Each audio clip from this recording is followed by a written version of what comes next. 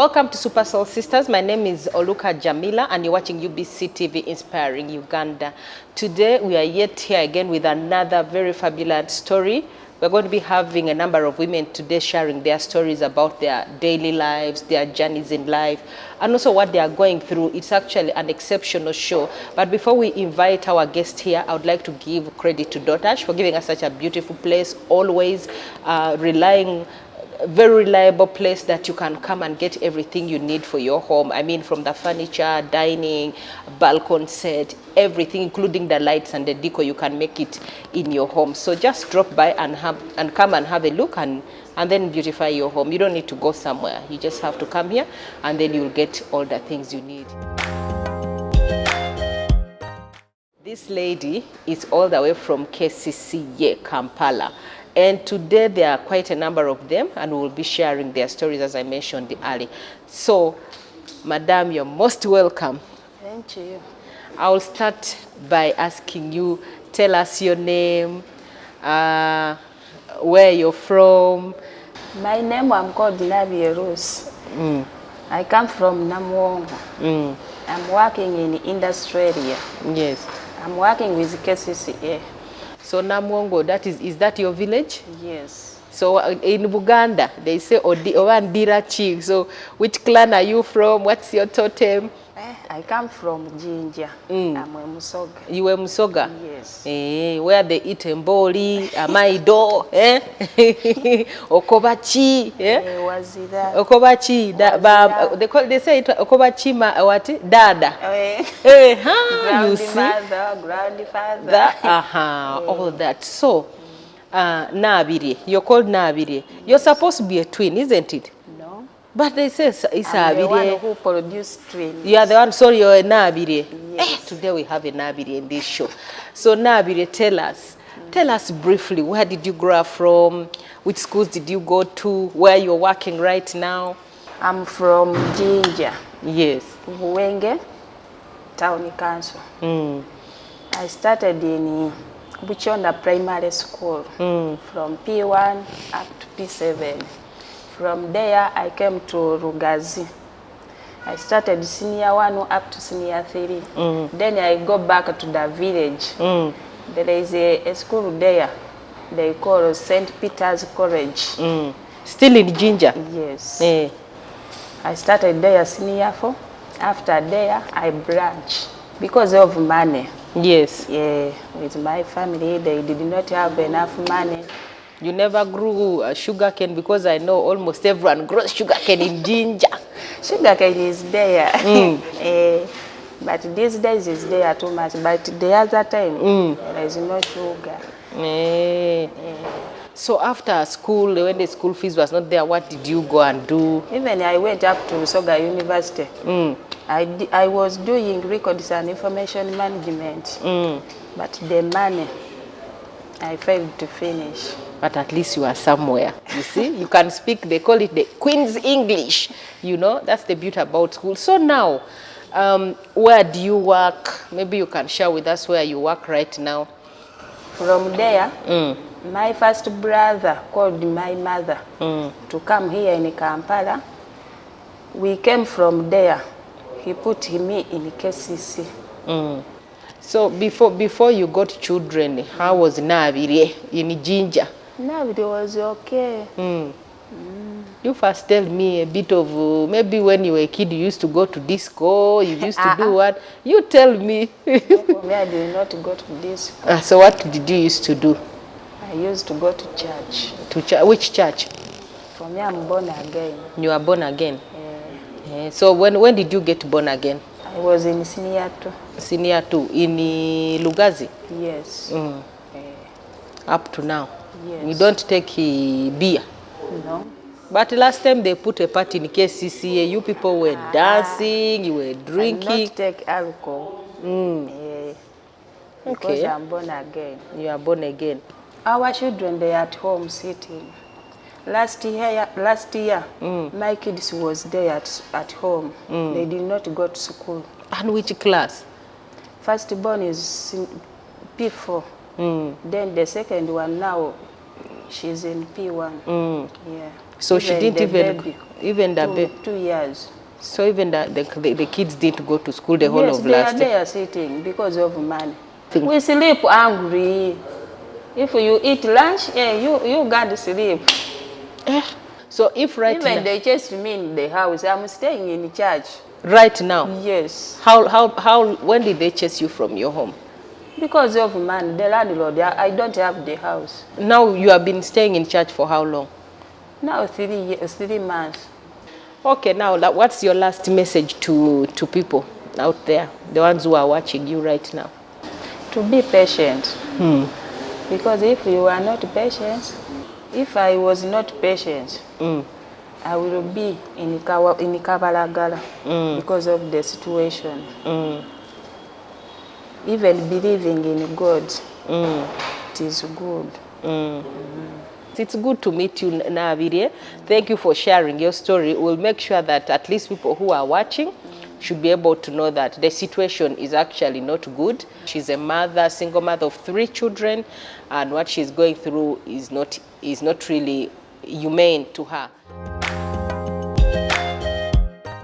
You are still watching Super Soul Sisters with Jamila Oluka here, and here on UBC TV Inspiring Uganda. Today we told you in the beginning that we have a special show for the ladies from Kcca, and we'll be listening to their journeys of life, also their stories, where they have come from, what they're doing right now, and we will be using both English and the local languages for purposes of us understanding exactly what they are going through, what their life journey is. And today, we have already talked to one of them all the way from Jinja. Today, we are taking you all the way to Kisoro, and she'll be telling us her story. Kakati mukwano, webale nnyo kujja ku show. Obulamu. Kati amanya bayitaani. Nze Hakiza Saverina. Saverina. Anti bazadde bange bava Kisoro. Kati ne basengukira muno. Basengukira mu Kampala. Kale nze saasobola kusoma. Bazadde bange tebansomesa kuba muzadde wange omusajja yafa. Olwatuuka n'omu kati n'agenda. Kati ne tubeerawo ne tusigala mu kutaataaganyirwa. Kati bwe twakula awo nenkola kinze n'enyonya obufumbo. Ngenda mu bufumbo nenfunayo omwami. Wafumbira ng'oli myaka meka? Nafumbirwa ndina emyaka 17. Netubeera awo nenzaala abaana. Kati mubadde mubeera nti wagambye mwajja Kampala n'ofumbira mubadde musula wanga muri Kampala? Tusula Bajaba. Bajama? Kati wanafumbira wagenze wa ne baawo? Era awo mu Bajaba gye tubeera. Nkyanfumbirwa gye tubeera awo. Kati ne tubeera awo tuzaala abaana. N'abaana ne bazaala. Kati olina abaana meka? Nga olabika muto nnyo. Nina abaana 5, baali 6 lwakubanga omu yafa. Sorry. Kati kwe kufuna omulimu mu Kcca. Wafunye omulimu ng'okyazaala ngaba nga omaliriza kuzaala? Ng'amaliriza okuzaala. Kcca ngimazeemu emyaka 10. Omazemu myaka 10. Soke tunyonyolemu. Wagenda ku Kcca just ne bagamba njagala mulimu oba waliwo step y'obadde okola okufuna omulimu? Era twagenda ku division tusaba emirimu nga bw'osaba omulimu. Netutandika okukola mu ebyo ebiseera bwe baatuwa omulimu ne ntandika okukola, naye nga mu ebyo ebiseera twakwatiranga ssente mu ngalo. Naye nga bijja bulungi. Kati kyagenda okutuuka ekiseera ne batuteeka mu banka. Ogambye olina abaana 5. Ate olina ejjajja. Naye okubeera jjajja owulira atya? Tulira bulungi nnyo. Olina abazzukulu meka? Nina abazzukulu 4. 4? Bawala oba abalenzi? Omulenzi omu, abawala 3. Kati soko tunyonyole bulungi, oli jjajja, olira otya ng'olina abaana ate abaana bo nabo bamaze okukula? Tulira bulungi nnyo. Twakubanga nabo kale bamaama baabwe baafuna obutakkaanya n'abasajja baabwe. Ne baleeta ente? Baafuna obutakkaanya ne bandeetera abaana. Kati abaana nze mbeera nabo. Bonna bazzukulu? Severina ngoba otandise okukola watandika myaka ki? Emyaka nkuga emyaka 10 emazeemu. Naye amateeka g'okukola kale tegaali mabi. Twakolanga ng'ogenda ku luguudo bakugambanga kugenda ssaawa emu, bw'otuuka ku luguudo ssaawa emu nga tuvaako 6 mu ebyo ebiseera. Kati ssaawa 6 bw'oba ozivuddeko ku luguudo olwo ng'ogenda nga weeyiyayo obulala butonotono ng'omukazi nga bw'omanyi eby'abakyala. Kati gwe kifo kyekiriwa? Kubanga njagala ng'okola zijjemu kukyaliremu katono. Nze nkolera Kololo ku Kcca Kololo oluguudo lwambuka ku kisaawe. Kati ebizibu ki mulina nga mukola? Kubanga kati emmotoka nyingi Kampala, waliwo ababbi biki tunyonyolemu bulungi. Kale nze ebizibu byenfunyeemu byo bingi. Kubanga oluguudo lwenkolerako luliko kusoomoozebwa kungi. Luliko abalalu, lumu omulalu yali nga ntomezezza mmotoka. Omwezi guno oguwedde era omulalu najja yangoba nenziruka nankanyugira ekicupa. Kati kuliko ka restaurant kendaddukirako omukazi eyanyamba era ng'ayagala kunkuba ecupa. N'emmotoka era nga bw'obimanyi oba okutamye baagala kutomera ababooda nga bw'obamanyi. Bwe bityo. Esente tumaze emyezi 4 guno gwa 5. Soko otunyonyolemu eyo mwezi 4 obadde okolayo ki? Anti kati mba nina kugenda era n'embuzaabuza omanyi omuntu tosobola kubanja w'otakoze eki z'otakoze. Ndina kugendayo nenkolaakolako bwe mala kukolaakolako era nengenda neneeyiiya ng'abakyala bwe beeyiiya. Kubanga abaana baagala sikulu fee. Oyiyayo ki? Kubanga nange ndi mukazi njagala kutandika okuyiiya. Njagala kumanya Severina ayiyayo ki nange ngende kuyiiye. Tundayo obunyaanya. Otunda obunyaanya n'obutulatura mukene. Bwe butyo. Wali ewuwo? Kubajabaawo. Nze nsaba gavumenti abali eyo bonna batuyambe batulwanirire kubanga ffe bamaama ffe bataata. Batulwanire tulabe bwe tusobola kufuna akasente ako katwala abaana ku masomero. Kubanga abaana b'ennaku zino bw'otuula nabo waka, abaana bagenda ne baseguka era waka tewakuumirwayo mwana. Nze ntumidde muzeeyi Museveni. Era atulwanirire alabe ebizibu bino byonna bye tuyiseemu kubanga tuli bakozi tukola naye tufunye kusoomoozebwa nga tetufuna kasente. Kubanga ye taata waffe era yalina okutulwanira entalo zonna. Kale tweyanziza nnyo. Kale. So as you've been hearing from these ladies, for those who are able to understand Luganda, from Severina, she's just one of the workers of Kcca, and their cry is they haven't been paid for 4 months.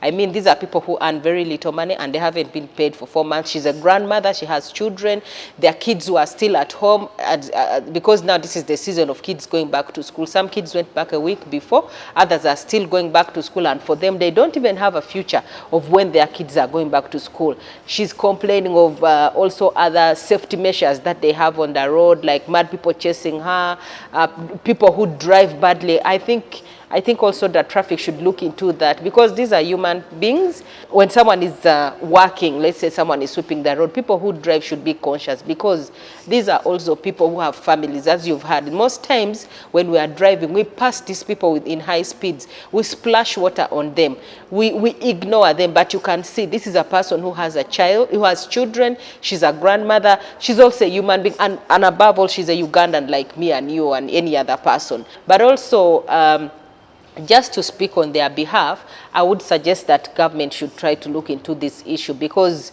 at the end of it all, we need these people to keep Kampala clean. I'm really very impressed that even when they are going through these hardships, they still maintain the city clean. And it is just courteous enough that as authority, we should try to find a way of harmonizing their salaries. I know that times are hard, the economy is not doing well, but let us try, because according to their cry, I think before you heard what the Nalongo was saying, Nabire, she's staying in church with her 3 children. So you can imagine staying in church with 3 children with other people. What kind of life is that, you know? So let us try to see how to help these women. We'll be bringing more of them again after this break, but for now, let us go for a break. We shall be right back. Welcome back to Super Soul Sisters. My name is Jamila Oluka and you're watching UBC TV Inspiring Uganda. As I mentioned earlier in the show, we are having an exceptional guest today who will be using the local language, but who will be translating at the end of every engagement with one of them. Now we are taking you back again to Kisoro. This lady is all the way from Kisoro. She's called Mbabazi, and Mbabazi is going to tell us more about her life. Kati Mbabazi tweyanziza nnyo kujja ku show. Eno show y'abakazi olaba wano tuyogera ebintu byaffe ng'abakazi. Erinnya yo ani kati tulubulire erinnya yo Jova kyonna kyonna. Amanya gange bampita Mbabazi 3Isters. Mvira Kisoro district, then Gombola Busanza, parish Kitovu, village Rurangala. Kati gwomanyiwo Kisoro bulungi. Waffe webanzaala ate ginafumbiddwa. Wafumbira ne Kisoro. Naye kimanyi ti Kisoro wala. Wala naye era Uganda. Naye nungi. Bulina buno matooke Irish biki. Kamonde, Kasava. Kasava. Naye temulya kasava nnyo, mulya nnyo Irish ne amatooke. N'ennyama. N'amata. Olabika bulungi bote enviri zonna zirabika bulungi. Onyiridde mukwano. Tulabika bulungi. Nze nakulira waffe wa taata ne maama mu village gye bayita Kitovu. Kati we nakula nensomako. Nasomako semero ki? Nasomera Kitovu primary school. Nemala P7. Kati we namala P7 nyingide mu secondary nensoma mu term emu senior 1 sente nezigaana. Kati sente wezagaana muzeyi n'agamba agenda kuweerera abaana abalenzi abawala omuwala akoleki atuule. Twali basatu nga tuli mu ssomero sente nezibeera nga teziriwo bulungi. Kati awo nentuula. Kati wenamala okutuula wenamala myaka 2 nenfuna omusajja. Omusajja owange yabeera ng'eno nga muvubuka najja nampasa. Yampasa nandeka mu kyalo je najja eno nasigala nga ali eno. Abadde naye ali mu Nyankole. Kati we yajja eno okukola ky'okuyiiya n'agamba tojja kubeera eyo nange mbeera eno nzekka. Anti laavu yakatandika butandisi. Kati nandeeta eno nenzijja eno ne tubeera eno wamu. Kati we twabeera eno wamu ne tuzaala first born. Kati we twazaala omwana ngenda okwetegeeza ne mugaase kijja kusoboka okubeera eno okole nze nga siri kukola akasente tewali sente z'omuntu omu tezimala ne famire tupangisa nyumba. Kati awo nenzirayo amala okuddayo first born wange we yali akuze era nga njagala omwana omulala nenkomawo etalina budde obukola kyo obujja kubeera mu kyalo nga nyonya sente nagamba nkomewo. Kati we najjira eno kwe kunoonya omulimu Kcca nagamba tebijja kusoboka okubeera eri nange nembeera eno nzekka. Kati kwe kunoonya omulimu ngamba kanoonya omulimu mu Kcca. Kati bambi onanoonya omulimu nengufuna nentandika nenkola. Eno myaka ebadde myaka ki wafuna omulimu awo? Maze emyaka 12 nga nkola n'okwa 13. Kati awo abaana ne batandika okugenda ku ssomero ababiri nenziramu nenzaala ow'okusatu. Ntandise okukola mu Kcca. Abaana we basoma akasente nga tusevinga n'omwami ng'asevinga wadde katono naye katono abaana basoma. Kati ne tubeera awo omwana n'asoma mpaka P3 P4. Kati omwana yo ali ku klasi ki kati? Omwana ali senior 6. Wow, congratulations. Yes, guno mwaka. Kati ndina omulala ali senior 2. Ndina omulala ali P6 agenda P7. Omulala ali mu P4. Awo wokomye. N'omulala ali mu P3. Olina abaana batano naye ng'olabika potable bwotyo. Kati ndina n'omulala ali mu middle class. Kati abaana 6 children. Kati abaana beetaaga kusoma sole zetutuuseeko awo nno ntuuse awo ndemereddwa. Abaana badde basoma bulungi nga eri nsevinga akasente nzijjayo n'omwami kali mukakola naye ajja akasente tukwasaganya naye kati ntuse ekiseera ky'okusuulira omwami yekka. Omwami naye nga atasobola famire yekka ate eno nga mbadde nkola tukikwasaganya omukyala tusasula bisente myezi 4 tebatowa akasente abaana badda ku ssomero teri bitabo teri school fees ekifo kyetwanigenze netwola netufuna ka school fees netukwasaganya ennyumba balandiroodi baagala sente kati okugamba ebintu bizibu bwewaliddaawo kwe kugamba munaye kanzije wano tulaba amagezi ge munansalirako nga nsaba n'omuzeeyi waffe omulungi atubeerereddewo bano baana baffe betuzaala be bakulembeze abanaddirira kati we banaatuula nga bwe twatula sente zibuze guno omulembe gwa kusoma era bannaye ndaba teri abaana baffe gye baba balaga mbadde nsaba singa basigala batusasula buli mwezi akasente kafaako twerumiririza okulya ne kuleka naye ng'abaana baffe okusoma. Kati mbadde mbuuza Topista, kati gwokolera which road? Nkolera Kololo. Mwena mukola Kololo mukubagaga ate nga musula enjala. Ate tewete nabo kenyini tebamanyi kuba wondaba boat nga ntambula tomanya nti oli enjali muluma tomanya nti oli landlord yamugobye muki mu nnyumba kozera nga nkukaabiride nga bwenzize wano nenkukabirawo omulala akimanya. Kakati kiki ebizibu kyofuna ng'okola nga omukazi ng'oli ku when you're sweeping the road? Oluusi obeera olikola onofuna accident ezo kanze nafunako ko accident. Wafuna accident ng'atya? Motoka yantomera myaka gwali lunaku lw'abakyala emyaka ebiri gwali lunaku lw'abakyala nga lwakubiri nali nasuubudde kasooli nengamba kankiire ku makya nkole kingende nkule nteeyo then ngende mu kasooli njote nfune akasente. Kati we nali ndi kukola ndi mukona bwenti emotoka ya veri nensanga eno gye nkola nenkubirayo pa nenkonerayo. People who are watching the TV obadde oyagala kugambayo ki? Mbadde njagala kugamba nti gavumenti etuyambe etusasule bulungi batuyambe abaana baffe nabo basome nabo basobole okutuuka waggulu kufuna ekyokola baleke nabo kudda mu nguudo zetulimu zetubonaaboneramu nabo bafuna ekyokola. Kati amagezi ki kyokuwa abakazi?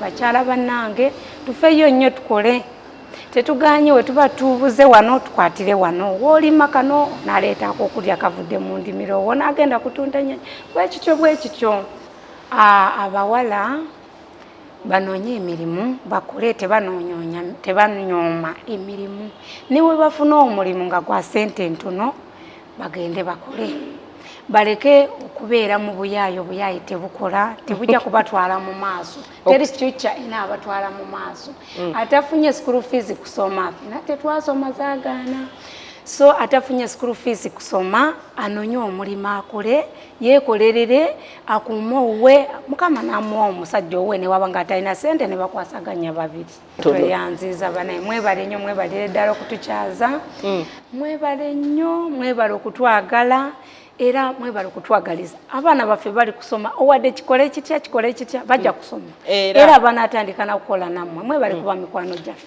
Kale mukwano.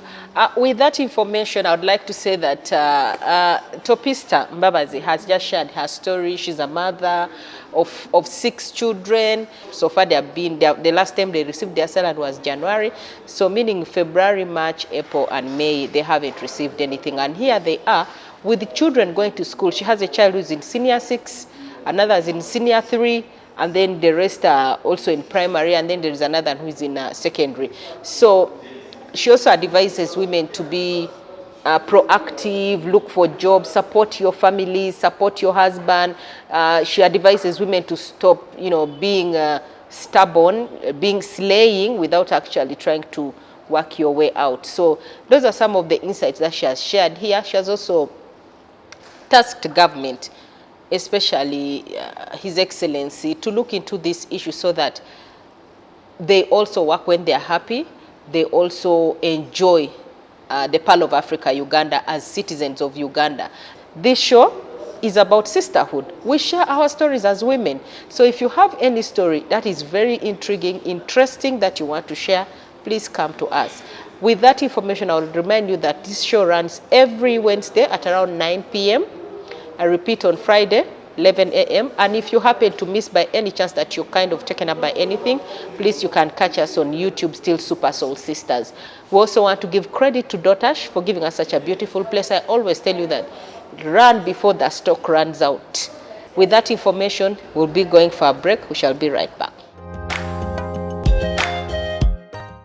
Welcome back to Super Soul Sisters. My name is Jamila Oluka, and I told you earlier that we'll be handling a special case of our guest today, all the way from Kcca. We are having 4 guests in one show, so we'll be sharing their stories here with you. Now on set, we have Justine, all the way from Western Uganda. But for purposes of clarity and purposes of understanding each other, we've requested one of our colleagues to help us translate, because she speaks Runyankole, so she'll be translating for us so that we can all understand what she's trying to say. Tweyanziza nnyo kujja ku show. Twashemerera munonga kujja. Nogamba ki? Aha, awo wenkoma. Kakati ogenda tubulira erinnya ngoma kukululumi lwotegeera. Amanya gange bampita ahimbisibwe Justine.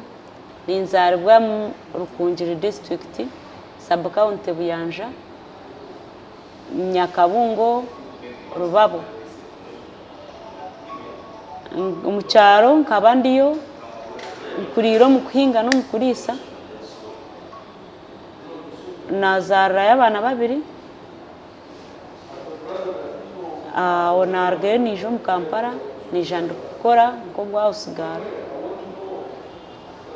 Nakora bwa usigaro, aho mbwa usigaro mwe nafunira umushije yanzaramo abana babiri, twafuna obutakwatagana twayawukana. Here, Justine, she's born from Rukunjiri district. She grew up in family farming. She had no fees, she had nothing, so she decided to come to Kampala to look for something to do. When she came, she got a maid job. While she was in journey of working as a maid, she got a man and got married. But before, she had produced 2 kids in village. Because you know the village life, you don't have to do, you rear, you dig, you do what. So she had 2 kids before she came. After getting married, she got birth to 2 kids again. Those are 4 kids. Then she got misunderstandings with the man. They separated. Munywani wanje niwe yankonekitingire. Ebyo biseera Sanura niwe yabe na kurembera Central. Munywani wanje yankonekitinga. Mama machu yankonekitinga ari Sanura. Sanura nafuna umurimo mu Central. Then yampandika omubiseera bya Jennifer. Mkwe natanchiye kukora ntyo mu Kcca.